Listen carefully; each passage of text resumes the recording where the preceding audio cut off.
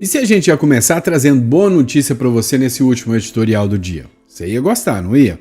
Então fica tranquilo, a gente tem uma notícia maravilhosa para a direita.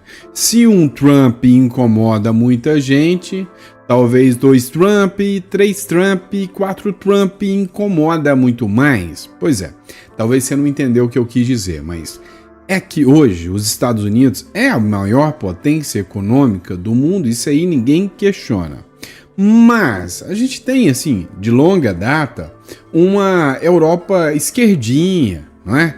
E se eu contar para você que as 3 principais economias da Europa também podem se endireitar? Pois é, exatamente isso que pode acontecer. Matéria maravilhosa para você, matéria do The News. Pela primeira vez, e olha que o jornal é um jornal esquerdinha, tá? Pela primeira vez, a direita populista lidera a pesquisa nas 3 maiores economias da Europa. Ô, esquerdinha, se for chorar, manda áudio, tá? A direita avança na Europa. Pela primeira vez na história, partidos populistas de direita ou de extrema direita estão liderando as pesquisas de intenção de voto nas 3 maiores economias da Europa ao mesmo tempo: França, Reino Unido e Alemanha. Na França, o Reunião Nacional de Marine Le Pen, e Jordan Bardella lidera com folga. No Reino Unido, o Reform UK, Reform United Kingdom, de Nigel Farage, também já ultrapassou os tradicionais partidos trabalhistas e conservador. E na Alemanha, a Alternativa para a Alemanha, a AfD, também assumiu a ponta recentemente. Segundo analistas, o avanço é o resultado de uma combinação tóxica, né?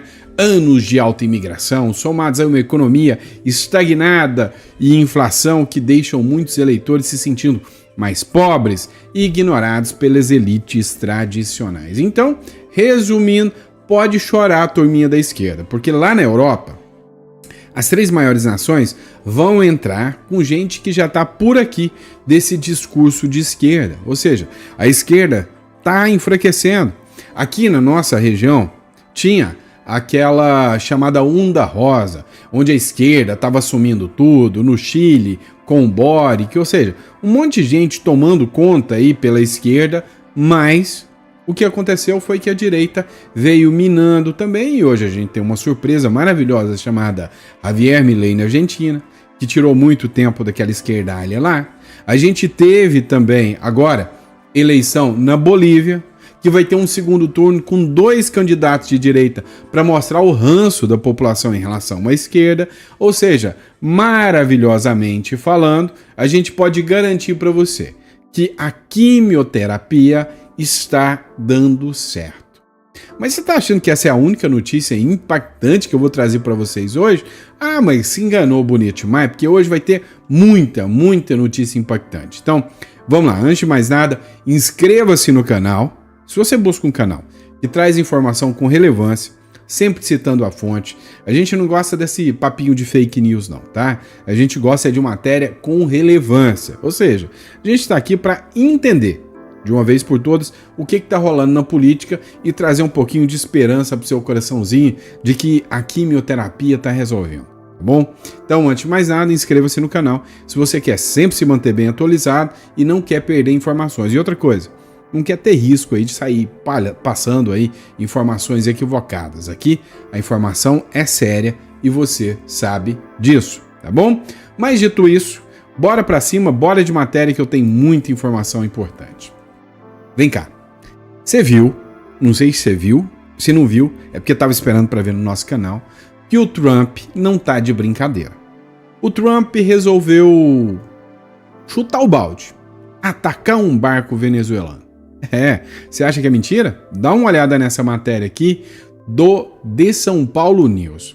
Os Estados Unidos atacam um barco venezuelano com drogas, diz Donald Trump. Pois é, o Donald Trump fez uma coletiva de imprensa. Nessa coletiva de imprensa, o Donald Trump falou: quer saber? Chutei o balde, derrubei mesmo. O presidente dos Estados Unidos, Donald Trump, afirmou nesta terça-feira que militares americanos atingiram uma embarcação da Venezuela carregada com drogas. Já o secretário de Estado americano, que é o Marco Rubio, declarou que as Forças Armadas dos Estados Unidos conduziram um ataque letal, ou seja, não sobrou ninguém para contar a história. A declaração ocorre em meio a uma escalada de tensões entre os Estados Unidos e a Venezuela. O governo norte-americano enviou navios de guerra e também um submarino e aviões espiões para o sul do Caribe. A Casa Branca afirma que a operação visa, combater o tráfico de drogas. Eu já disse para vocês, o Donald Trump tá louco, esperando o momento certo para abater uma embarcação carregada de drogas com o símbolozinho del gobierno de Venezuela, ou seja, com o símbolozinho do governo da Venezuela. Assim, automaticamente, se a Venezuela retruca, é um ataque da Venezuela contra o Donald Trump. Então, assim, o Donald Trump soube fazer o jogo, soube fazer o cerco. Falou, olha, eu vou cercar todo mundo, se passar com droga, leva chumbo, leva pau, e é isso que está acontecendo. Até o Globo, a Globo, passou a falar sobre essa matéria. O Trump disse que os Estados Unidos atiraram contra uma embarcação da Venezuela, carregada com drogas, ou seja, ele está juntando dados, vai mostrar tudo isso, que sim, a Venezuela é hoje uma das maiores exportadoras de droga para os Estados Unidos e que é uma ameaça, literalmente uma ameaça à segurança dos Estados Unidos. Ataque letal foi como foi, digamos assim, nomeado o ataque. O presidente dos Estados Unidos, o Donald Trump, afirmou nesta terça-feira que militares americanos atingiram uma embarcação da Venezuela carregada de drogas. Já o secretário de Estado disse que o ataque de forças foi letal. A declaração ocorre em meio a uma escalada de tensões e Trump afirmou que o barco foi abatido nesta terça-feira. Ele não deixou claro de quem era a embarcação. Esse é o ponto importante. E apenas disse que havia partido da Venezuela. Abre aspas. Temos muitas drogas entrando em nosso país, entrando há muito tempo, e essas vieram da Venezuela. Saindo de lá, em grande quantidade, muitas coisas estão saindo da Venezuela, disse o presidente Donald Trump. E está disposto, a dar um chutinho no traseiro gordo do Maduro, e a gente está esperando, que isso aconteça o mais rápido possível. A cerveja já está gelando na geladeira. O Ivan Kleber também falou sobre o caso, militares dos Estados Unidos interceptaram e afundaram uma embarcação utilizada por narcotraficantes no Caribe nesta terça-feira, anunciou Marco Rubio. Os Estados Unidos confirmaram que nesta terça-feira, dia 2 de setembro, afundaram um barco utilizado por narcotraficantes e que o barco havia zarpado da Venezuela. O anúncio foi feito pelo secretário de Estado, Marco Rubio, abre aspas para ele. Hoje, os militares dos Estados Unidos realizaram um ataque letal no sul do Caribe contra um navio de drogas que havia partido da Venezuela e estava sendo operado por uma organização narcoterrorista designada, fecha aspas, para o anúncio de Marco Rubio, então dando início às operações militares no Caribe contra as organizações narcoterroristas designadas pelos Estados Unidos. Eu sou Ivan Kleber, falo diretamente de Londres, no Reino Unido, e hoje é terça-feira, dia 2 de setembro de 2025. Muito obrigado pelo carinho da audiência.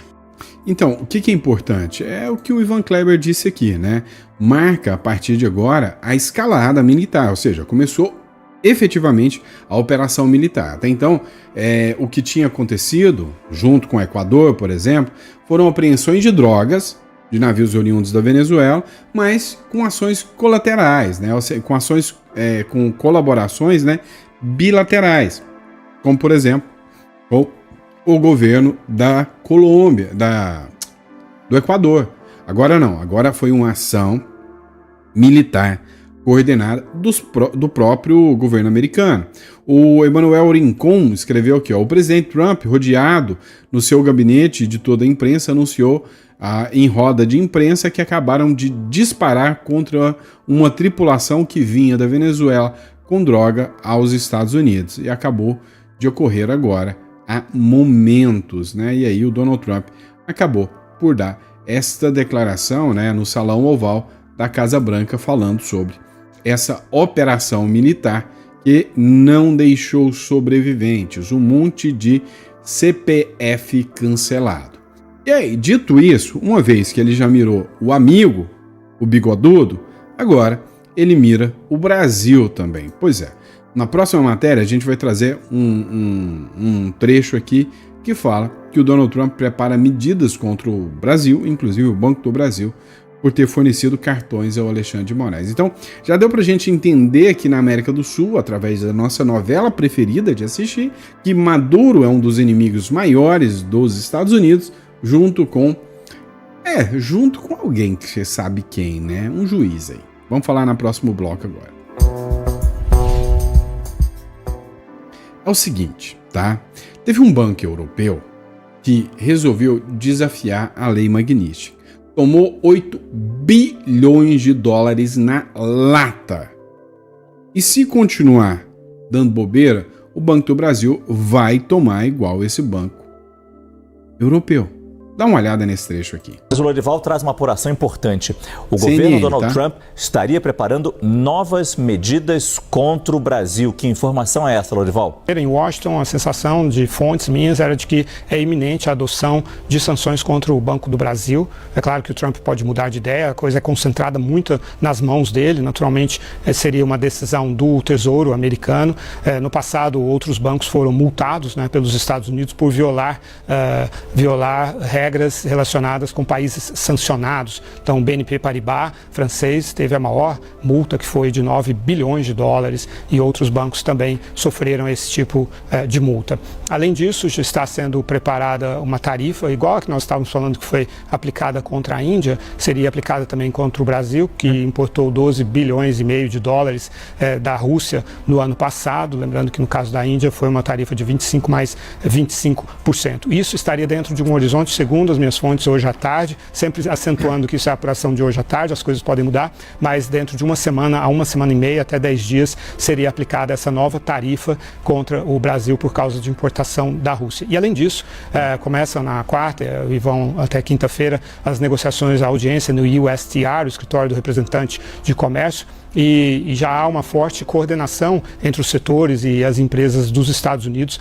no caso do setor agrícola, pedindo que sejam mantidas e até fechado o mercado americano para os produtos brasileiros e aberto para que a negociação para que a China compre os produtos agrícolas brasileiros. Também outros setores, por exemplo, de tecnologia, né, os Big Techs, reclamando muito do imposto de 15%, que foi colocado em outubro do ano passado por medida provisória, e também das regulações de inteligência artificial, das plataformas digitais de maneira geral, e outros setores também, cada um apresentando queixas. No caso do agronegócio, dizendo que o Brasil não é a competitividade do Brasil se deve ao desmatamento ilegal e ao trabalho escravo. Então, uma linha de ataque bastante dura, já assimilada pelo USTR americano, que vai dificultar muito o trabalho dos negociadores e dos representantes das empresas brasileiras. A disposição é de manter essas tarifas de 50% e em seguida adotar uma nova tarifa por causa da importação da Rússia. Continuar acompanhando então. Muito obrigado, Lorival Santana. Mas vamos lá, vamos entender um pouquinho o que está acontecendo. Quem aí acha que o Banco do Brasil já está, assim, na corda bamba, já está capingando, e com um empurrãozinho desse o negócio só vai desandar mais? Porque eu lembro, todo mundo falando, nossa, o Banco do Brasil está distribuindo dividendos, tá maravilhoso, que coisa maravilhosa, no governo Bolsonaro, tá? Porque entrou o governo Lula, veio capenga, agora já tá dando prejuízo, já deu 60% aqui de redução, já não distribuiu lucros, já tá no prejuízo, de repente vem e corre o risco de tomar 9 bilhões de dólares de lapada. Você já parou pra pensar? E aí eu acho bom, mas o que eu acho bom mesmo sabe o que é? Um monte de comunistinha, servidor público, feito uma foca. Olha lá, tá enfrentando o Trump. Ô, servidor, vai ficar sem receber, tá? Se o Banco do Brasil tomar uma lapada dessa, você acha que quem que vai tomar na tarraqueta com uma dessa? Pois é, seu servidor público, já se prepara, porque se vier essa pancada, vocês vão ficar sem receber. E aí vai colocar a culpa no Trump, né? Igual o Maduro faz, né? Tá bom, então deixa quieto. Agora, a gente já falou do Trump pressionando o Maduro por causa de narcoterrorismo, crime organizado. Olha essa aqui. Fator Trump faz governo Lula resistir a classificar o PCC de terrorista. Quem me assiste há muito tempo já viu eu falar disso aqui, ó, um monte de vezes. Não é uma vez, não. Falei várias vezes. Presta atenção. O fator Donald Trump faz o governo Lula resistir em classificar o PCC como organização terrorista, como pleiteia a Casa Branca. Integrantes do Ministério da Justiça e Segurança afirmam à coluna que a nova classificação abriria margem para que os Estados Unidos fizessem operações militares em solo brasileiro com uma justificativa de combater o terrorismo. Quantos vídeos eu já fiz falando isso para vocês? O Trump, ele quer nomear o PCC aqui como organização terrorista, ele vai poder interceptar falas, ligações, saber quais os políticos que estão envolvidos com esse crime organizado. Ele vai poder entrar aqui porque o Brasil é signatário, está previsto na Constituição até, é signatário no combate ao terrorismo, tá? Então, se um grupo for classificado terrorista e está atuando aqui, os Estados Unidos, dentro da regra dos pactos contra o terrorismo firmados, podem entrar aqui e o Brasil não pode nem piar falando "Oi, a minha soberania, companheiro". Não pode, entendeu? Fontes próximas a Lula sustentam que um suposto viés intervencionista de Trump teria ficado evidente ao sancionar o ministro Alexandre de Moraes com a Lei Magnitsky, com o objetivo de fazer o Supremo recuar no julgamento do ex-presidente Bolsonaro. Aliados de Lula argumentam que, apesar de negar o pleito de Washington, o Brasil vem tomando medidas para combater o PCC e citam a operação da Polícia Federal que atingiu os braços da facção essa semana. Agradeçam o Tarcísio, tá bom? Agradeçam ao Tarcísio. Mas não parou não. Tem mais bomba vindo por aí. Você achou que era pouco? Calma, calma que hoje você vai dormir até mais alegre. Dá uma olhada nessa matéria aqui, né? Hoje, o Flávio Bolsonaro ouviu o assessor do Alexandre de Moraes, o Tagliaferro. E o Moraes sentiu, pode ter certeza que sentiu o impacto. Durante o depoimento no Senado Federal, em que denuncia as fraudes processuais de Moraes, o Eduardo Tagliaferro teve seu canal no YouTube derrubado pelo próprio ministro, simplesmente por retransmitir a sua oitiva. O ditador sentiu, mas será que vai derrubar o canal do Senado também? Cara, já pensou uma ordem do Alexandre de Moraes? Casse a rede social do Senado. Né? Já pensou nessa? Pois é, o que o Sóstenes publicou aqui sobre esse caso do Tagliaferro? Provas inéditas e verídicas de fraude de Moraes estão sendo levadas a Trump. Queremos um impeachment urgente. Olha só, vão ser levadas ao Donald Trump. Com as denúncias trazidas aqui pelo senhor Eduardo Tagliaferro, em especial quanto à fraude processual de Alexandre de Moraes e quanto à atuação fora do processo do Procurador-Geral da República, Paulo Gonet, e esse relatório ser encaminhado ao governo americano para que tomem ciência de mais violações aos direitos humanos por parte do ministro Alexandre de Moraes, para que oficialmente tenham ciência de mais acusações graves contra o senhor Alexandre de Moraes e também o senhor Paulo Gonet, já que também participou, segundo aqui as denúncias, desse verdadeiro conluio para uma condenação completamente com atuação fora do processo dos casos trazidos aqui já evidenciados, mas eu acho que é importante que isso tenha uma consequência, porque situações como essa podem ter acontecido dezenas, centenas de vezes, já que se trata de um processo físico em que foi provado aqui que não tem como se atestar se esse processo pode ter sido manipulado em outras ocasiões também. Então, o lance aqui é que eu vou cantar a pedra. Infelizmente, eu não costumo errar quando eu canto a pedra. Infelizmente, eu costumo ir em cheio. E eu acho que aqui eu vou acertar de novo. Sabe o que aconteceu aqui? O Flávio Bolsonaro acabou de fazer uma denúncia contra o ministro Supremo Alexandre de Moraes. Determinou como uma instituição democrática, ou seja, ele está no papel de presidente de uma comissão do Senado. Como presidente de uma comissão do Senado, ele determinou que as provas aqui colhidas sejam enviadas ao Donald Trump. Resultado: o que acontecerá? Assim como aconteceu com Felipe Barros, da Credem, o que vai acontecer é que não vai dar em nada, o julgamento vai continuar igual e ele vai abrir um inquérito agora. O Flávio Bolsonaro passará a ser investigado no inquérito que se investiga o Eduardo Bolsonaro. Vão ignorar que isso é uma ação institucional, uma ação do Senado. Vão ignorar que foi o Senado que tomou a decisão de enviar para o Donald Trump, mas o Flávio Bolsonaro vai entrar no inquérito do ministro do Supremo, Alexandre de Moraes. Para ver se não vai ser isso que vai acontecer. Aqui é a República das Bananas, filho. Aqui não tem seriedade, aqui não tem lei. Outro, Damares, sim, senadora Damares, pediu a prisão do ministro do Supremo, Alexandre de Moraes. Damares, Moraes tinha que ser preso hoje. Durante a audiência de Comissão de Segurança Pública do Senado, nessa terça-feira, a senadora Damares Alves afirmou que o ministro Alexandre de Moraes tinha que ser preso hoje. A declaração ocorreu durante o depoimento de Eduardo Tagliaferro, ex-chefe da Assessoria Especial de Enfrentamento à Desinformação do Tribunal Superior Eleitoral.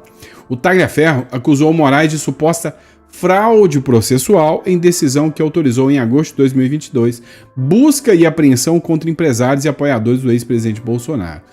Muita coragem aqui, Paulo Capelli, em fazer uma matéria dessa hoje, nos dias atuais, né? A gente que é do YouTube, aqui a gente é doido mesmo, mas a turma da imprensa, eles não querem fazer jornalismo, eles querem fazer militância.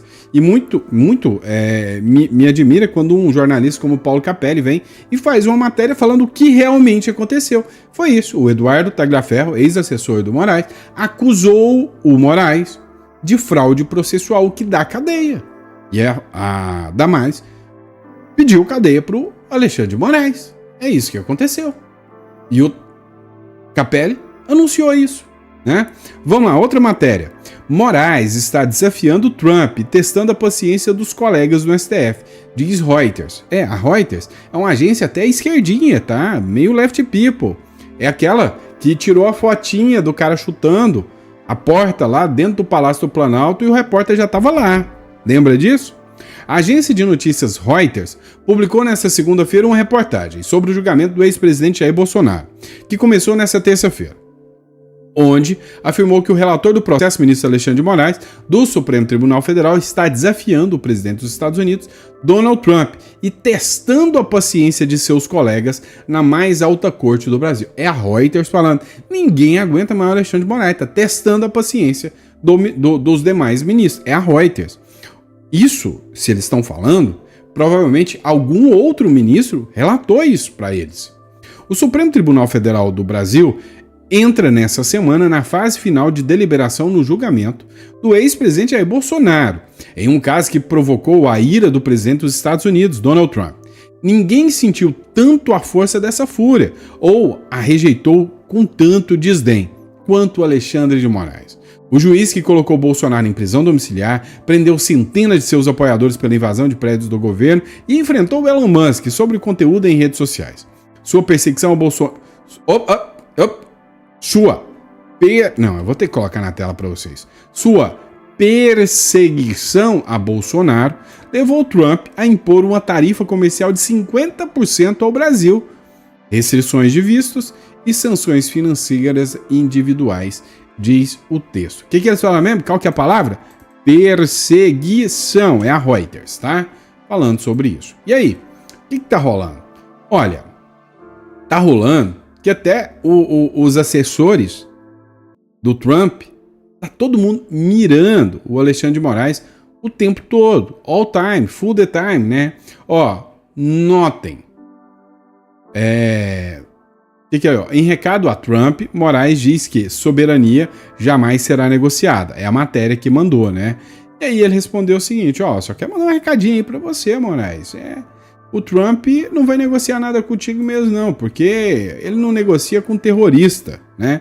Diz aliado de Trump sobre Moraes. Olha o que tá rolando aqui, ó. Matéria do Metrópolis. Não negociamos com terroristas. Opa! Será que estaria o Trump querendo colocar o ministro Alexandre de Moraes no mesmo balaio de gato que alguns grupos aí? Será que estaria o Alexandre de Moraes sob o risco do Trump tentar declarar como um chefe de terror aí também? O conselheiro de Donald Trump, Jason Miller, mandou um recado ao ministro Alexandre de Moraes e afirmou que o governo dos Estados Unidos não negocia com terroristas. O ataque do assessor do presidente norte-americano foi publicado na rede social X nesta terça-feira. A fala é uma resposta à declaração do ministro Supremo. Mais cedo, durante o julgamento de Jair Bolsonaro e outros 7 réus, Moraes afirmou que a soberania jamais será negociada. E aí, né? O Jason Miller respondeu: anotado, disse Jason Miller. E seria sensato para o Supremo Tribunal Federal e Alexandre saber que os Estados Unidos não negociam com terroristas. Desde o início de julho, tanto Alexandre de Moraes quanto o Brasil têm sido alvo de ataques dos Estados Unidos liderados por Donald Trump. O Donald Trump está mirando muito o Brasil. E aí vem essa matéria aqui, ó, do El Mundo, né? Durante o julgamento de Bolsonaro, Moraes disse que não negociará a soberania do Brasil.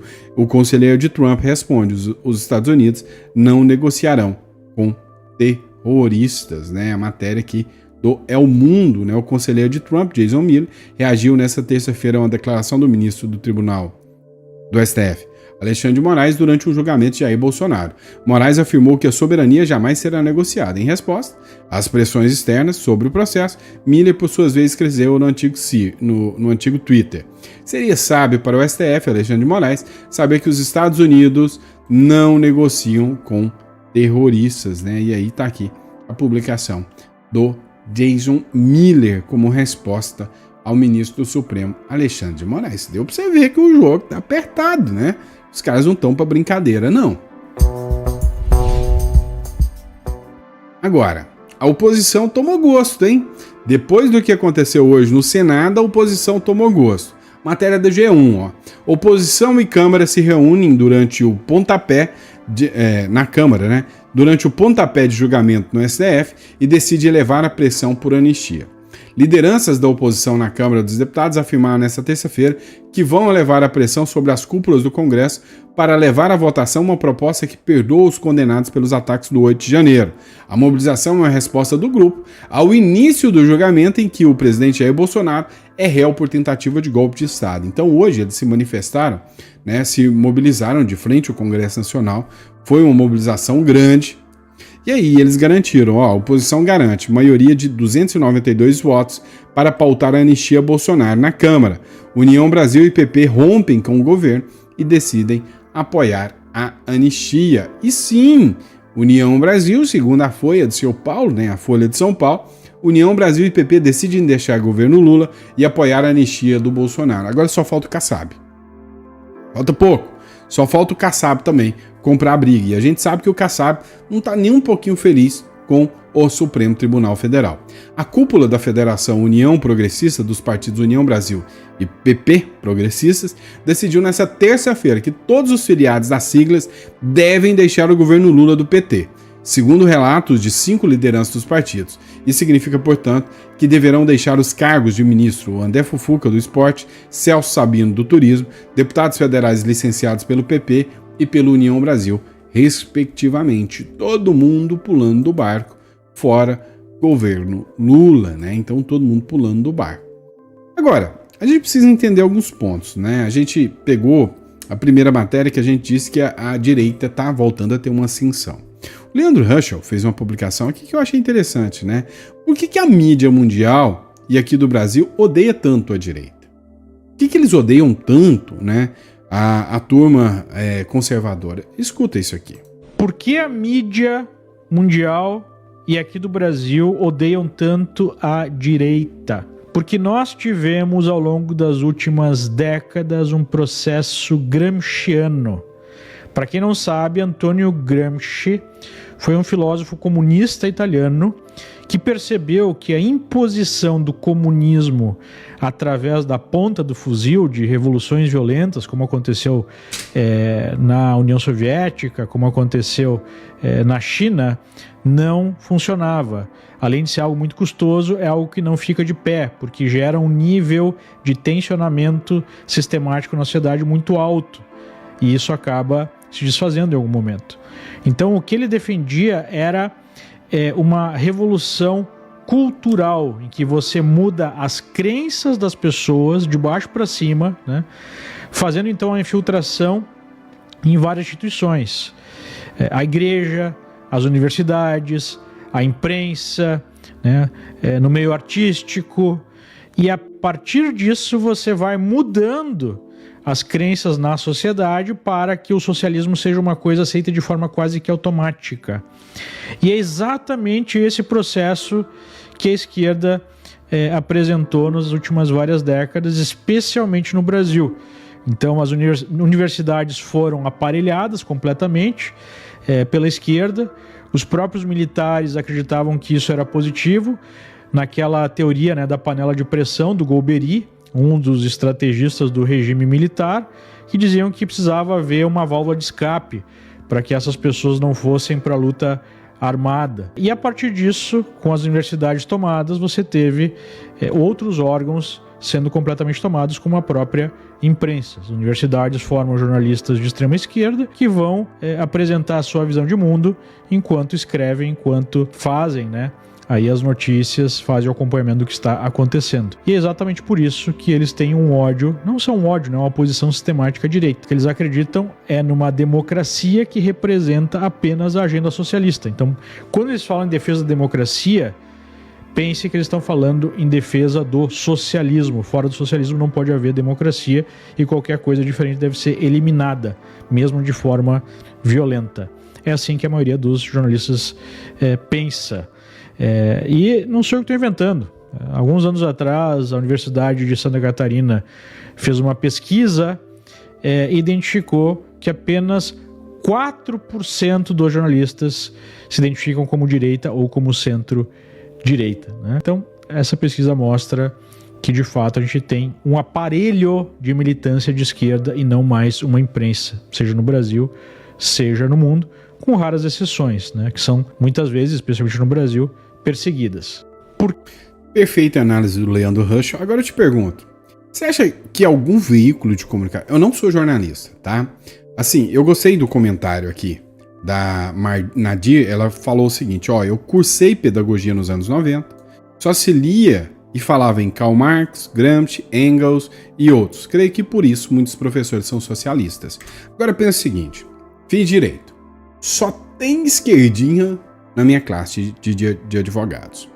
Fiz filosofia. Ali sim, se você espremer um pouquinho, foi isso que o martelo. Então, e não virei a cabeça. É sinal que eu já estou muito bem decidido no que eu quero da vida. Aí fiz o mestrado em comércio exterior depois, e ali tinha uma galera da luz. Falou, essa galera aqui gosta de grana, não gosta de comunista, não. Eu gostei dessa turma, né? Agora, o que vocês precisam entender? São anos, né? Eu não sou jornalista. Você acha que um cara como eu, que tô fazendo um papel aqui meio que de jornalista com vocês, do meu jeitão meio doido, mas tô. Agora, você imagina que algum dia na vida, uma UOL, uma Globo, uma CNN, algum jornal, assim, de respeito, né? Digamos... De respeito eu peguei pesado, mas vamos falar assim, de nome, de renome. Abriria espaço pra gente? Não. Então é aí que você tem que entrar nas suas redes sociais. Hoje a gente tem impacto do que muito mais jornalinho desses aí que recebe rios de dinheiro e vocês ouvem a gente mais do que eles. Então o jogo tá mudando, tá? Obrigado, pessoal. Deus abençoe. Amanhã a gente tá de volta com mais um editorial com vocês. Grande abraço. Bora pra cima.